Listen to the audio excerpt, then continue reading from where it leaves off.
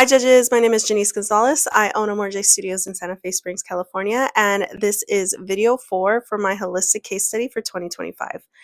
I want to talk about the external buccal massage because traditionally it's done internally, but I realized that with my model in particular, it feels a lot more relieving if I do it externally rather than putting my finger in her mouth and doing it internally. She has had it done in the past and it was super painful. That is going to spike cortisol. When we have a cortisol spike, that creates inflammation, and given that her facial nerve is already inflamed, she has a lot of stress already, we don't want to create any more inflammation in her body.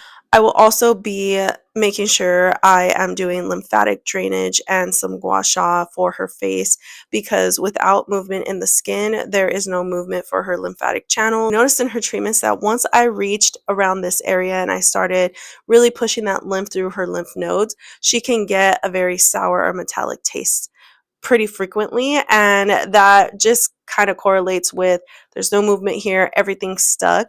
And she always says she felt like there was less pressure on that side after I was done with that as well. Another thing to note was that she had a lot of facial tension overall. Even when she spoke to me, she did rub her face a lot right here, showing that she was just frequently stressed.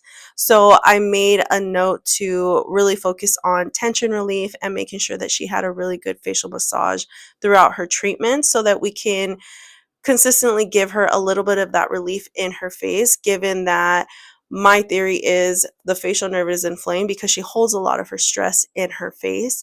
And given that stress is a big trigger for Bell's palsy, we want to make sure that we're tackling that as well.